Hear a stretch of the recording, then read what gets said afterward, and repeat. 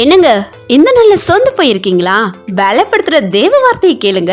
ஏசாவுக்கு பயந்து யாபோக்காற்றின் கரையில தனித்திருந்த யாக்கோபோடு பேசுகிறார். என்ன சொல்லி பேசுகிறார் தெரியுமா? நீ தேவனோடு மனுஷனோடும் போராடி மேற்கொண்டாயே யாக்கோபே, நீ ஜெயிச்சிட்ட யாக்கோபே, நீ ஜெயிச்சிட்ட யாக்கோபே. பேசி பலப்படுத்துகிறார். பிரியமான கர்த்தருடைய பிள்ளைகளே, நம்மோடு அனுதினமும் பேசுகிறது எதற்கு தெரியுமா? நம்முடைய ஆத்மாவில பலன் தந்து நம்மை தைரியப்படுத்து.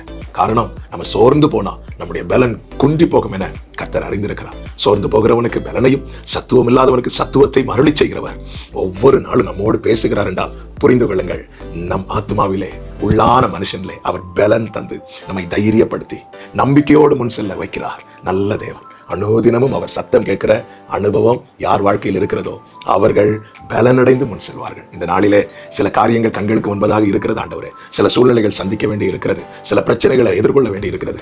ஆமென். எனக்கு வேண்டிய பலன் நீங்க பேசுற வார்த்தையில் இருக்க ஆண்டவரே, என் கூட பேசுங்கப்பான்னு சொல்லி நீங்க தேவ சமூகத்துல வார்த்தையை கேட்கும் போது நிச்சயமாய் கர்த்தர் மறு உத்தரவு அருளி ஆத்மாவிலே பலன் தந்து தைரியப்படுத்துவார்.